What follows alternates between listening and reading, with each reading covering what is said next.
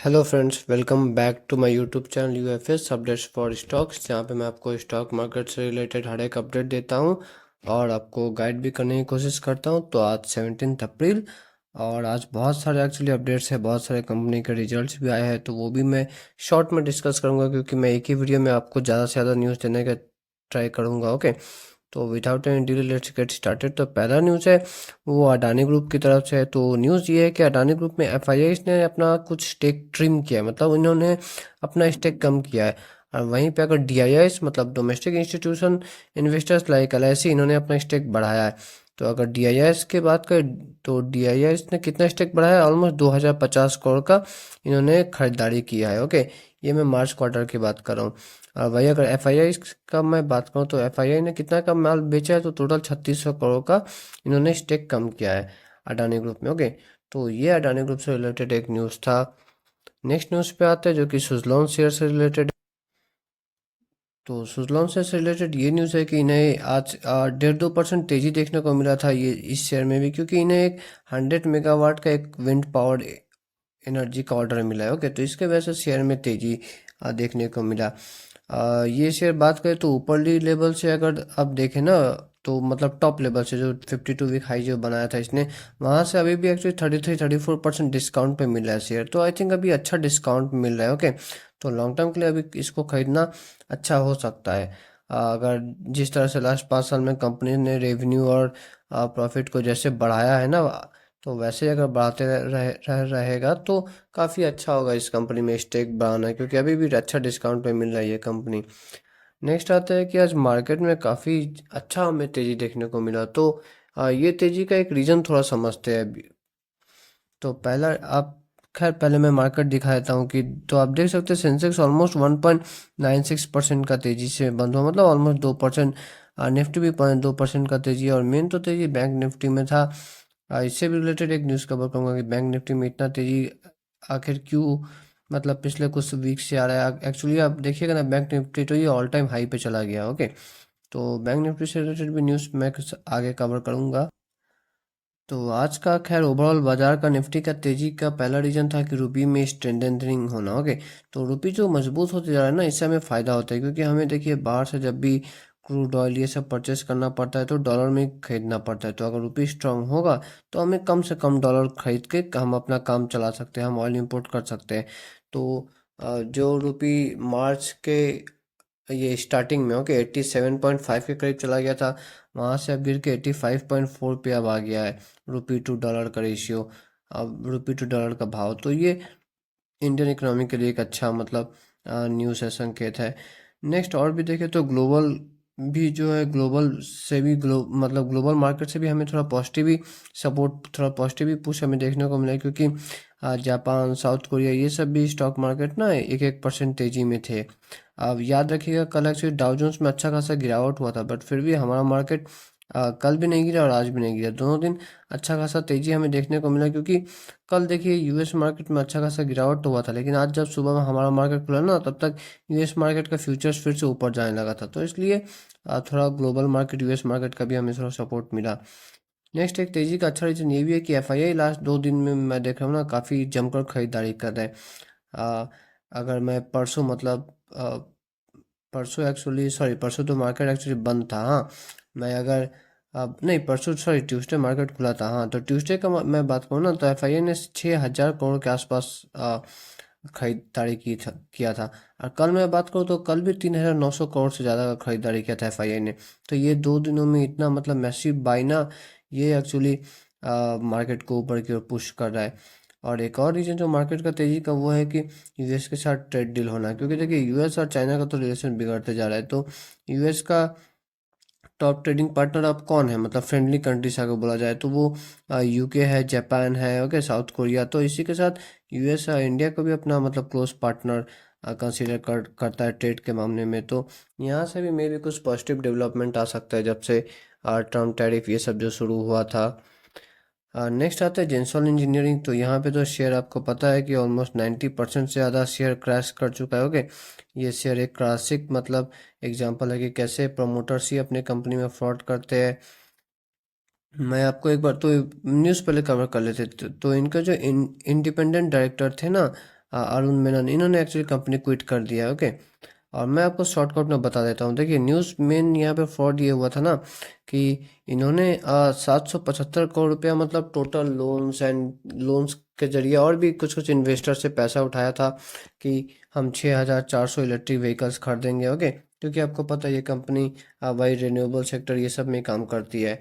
तो जो 6400 जो इन्होंने ईवी जो इनको खरीदना था, एक्चुअली उन्होंने उतना ईवी खरीदा ही नहीं, इन्होंने सिर्फ 4700 ईवी ही खरीदे। ओके, और बाकी जो ईवी के पैसा बच गया ना, वो पैसा मतलब कंपनी के मतलब अकाउंट्स में था ही नहीं। ओके, वो जो बाकी जो पैसा बच गया वो 207 करोड़ एक्चुअली उसका वैल्यू है। वो 207 करोड़ ना मतलब इधर उधर होके ना प्रोमोटर्स के ही एक मतलब इनडायरेक्ट कंपनी में चला गया। ओके, प्रोमोटर जो जग्गी फैमिली है, इन्होंने खुद के ही मतलब कंपनी में मतलब दूसरा कुछ कंपनी उसमें ट्रांसफ़र कर लिया। और उसी पैसे से इन्होंने, आपको पता होगा कि डीएलएफ का कैमिलियस का मतलब 43 करोड़ का फ्लैट एक बुक किया।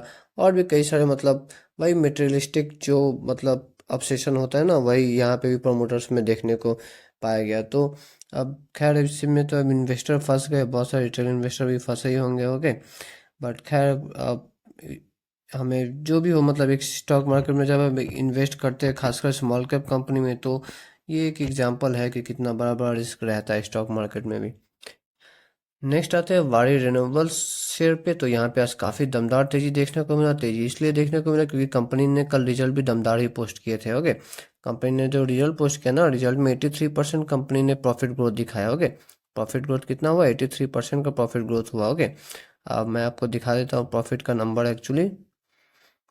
तो हाँ, यहाँ पे देखिए प्रॉफिट जो है वो 93.8 मतलब ऑलमोस्ट 94 करोड़ का मतलब प्रॉफिट है, जो कि पिछले साल इसी क्वार्टर में 51 करोड़ का था। और अगर रेवेन्यू का बात करें तो रेवेन्यू 476 करोड़ का हुआ इस क्वार्टर में। ओके, अब March fourth quarter, okay March में, जो कि पिछले फोर्थ क्वार्टर में पिछले साल वाला जो फोर्थ क्वार्टर था उसमें 273 करोड़ का था। तो कंपनी ने अच्छा मतलब बोथ रेवेन्यू बोलिए या फिर प्रॉफिट दोनों ही फ्रंट पे अच्छा रिजल्ट दिखाया, तो इसलिए यहाँ पे भी बहुत अच्छा तेजी देखने को मिला। नेक्स्ट जो न्यूज़ है वो है गवर्नमेंट के डिसइन्वेस्टमेंट प्लान्स को लेके। तो गवर्नमेंट इस साल भी मतलब डिसइन्वेस्टमेंट करेगी। आपको पता है कि यार रिसेंटली आई थिंक मजागोंग डॉक में 5,000 करोड़, हाँ यहाँ पे तो मेंशन ही किया गया है कि रिसेंटली मजागोंग डॉक में 5,000 करोड़ का गवर्नमेंट ने ओएफएस लाया था। वैसे ही गवर्नमेंट इस साल भी बहुत सारी कंपनी में ओएफएस लाने वाली है। ओके, वो कंपनी, ये जो कंपनी से इनका एग्जांपल है देखिए, coal India, L I C, R B N L. Okay, coal India, L I C, R B N L, G R S C मतलब गार्डन रिच से बिल्डर। तो ये सब कंपनी में चांसेस है कि गवर्नमेंट ओ एफ एस ला सकती है इस साल। तो देखिए ओ एफ एस से कंपनी का मतलब लॉन्ग टर्म ग्रोथ प्रोस्पेक्ट पे तो कुछ भी असर नहीं होता, बट वही होता है कि शॉर्ट टर्म में थोड़ा सेलिंग प्रेशर कभी कभार आता है। खासकर अगर ओ एफ एस का प्राइस शेयर का करंट प्राइस से अगर बहुत नीचे रख दिया जाए तब ऐसा होता है। तो ये एक प्रॉब्लम है, बट खैर आप अगर लॉन्ग टर्म इन्वेस्टर है तो आपको कोई इससे डरने की बात नहीं। इस चीज़ का फ़ायदा एक्चुअली ओएफएस का ना कुछ ट्रेडर्स इन लोग उठाते हैं शॉर्ट सेलिंग ये सब करके। ओके, बट खैर आप अगर लॉन्ग टर्म इन्वेस्टिंग है तो बने बने रहिए अपने शेयर में। नेक्स्ट आता है विप्रो। तो कल भी मैंने इसका रिजल्ट को कवर किया था और मैंने बताया था कि एक क्रैश देखने को मिल सकता है। तो हाँ, मॉर्निंग में तो स्टॉक 5-6% डाउन ही था। ओके, अब वो तो बोलिए कि आज मार्केट में इतना तेज़ी था कि मतलब थोड़ा मतलब बच के रहा, वरना पता नहीं गिरावट और ज़्यादा भी हो सकता था। नेक्स्ट पीएलआई स्कीम से रिलेटेड एक न्यूज़ है कि मोटोला का तो आप मोबाइल, लैपटॉप्स, ये सब लैपटॉप्स में एक्चुअली इन्होंने नया एंट्री किया है। तो मोटोला ब्रांड को तो आप जानते ही होंगे। तो इंडियन गवर्नमेंट जो 23,000 करोड़ का जो पीएलआई स्कीम जो दे के रखा है ना, इसका फ़ायदा ये भी उठाना चाहते हैं। मतलब सिंपल टर्म्स में बताओ तो ये भी इंडिया में अपना मैन्युफैक्चरिंग स्टार्ट करने वाले हैं। एप्पल, सैमसंग वो तो करता ही है। ओके, मोटोला भी अब इंडिया में अपना मैन्युफैक्चरिंग स्टार्ट करने वाला है।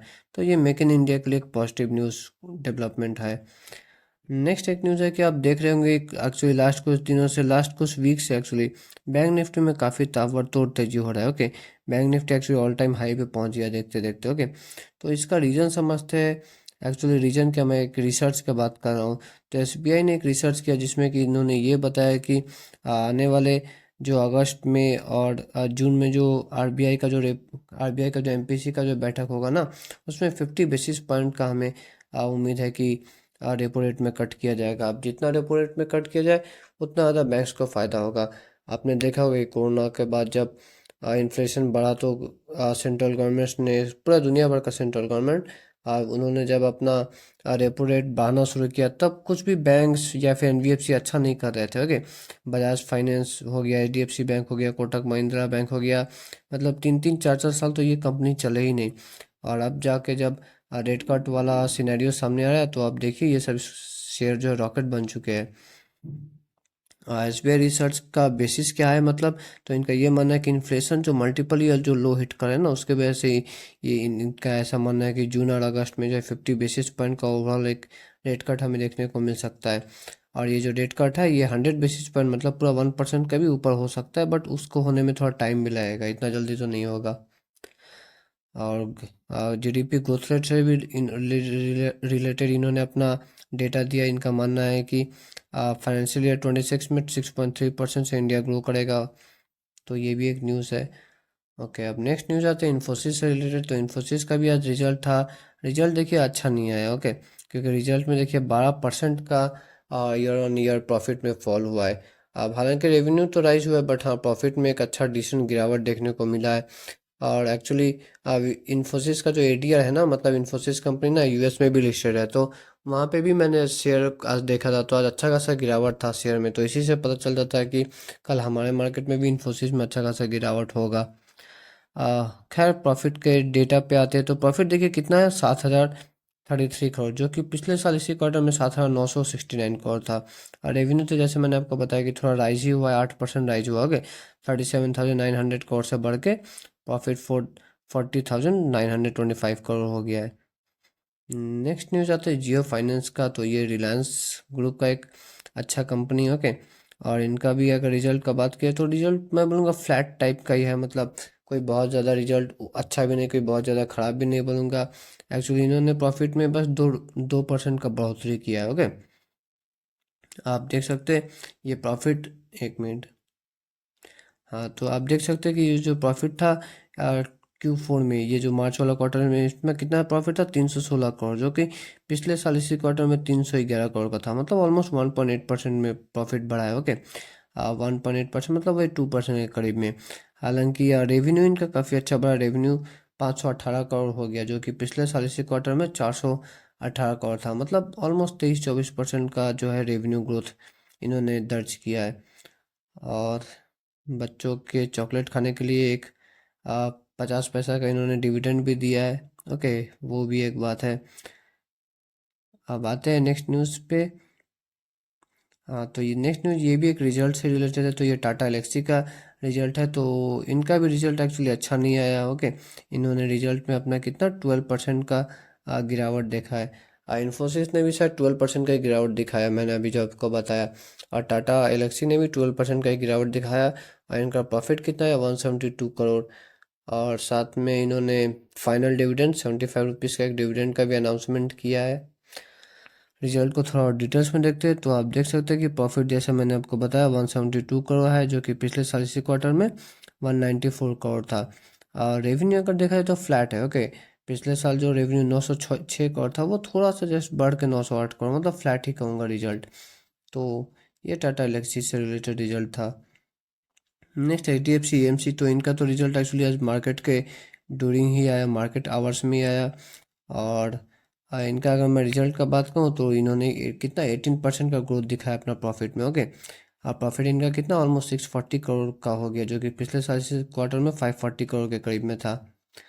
और अगर रेवेन्यू का अगर बात करें तो रेवेन्यू भी आप देख सकते हैं यहाँ पे भी अच्छा राइज है। रेवेन्यू तो एक्चुअली बहुत अच्छा राइज किया, 695 करोड़ से बढ़ के 901 करोड़, मतलब ऑलमोस्ट 30% का रेवेन्यू बढ़ चुका है इस कंपनी का।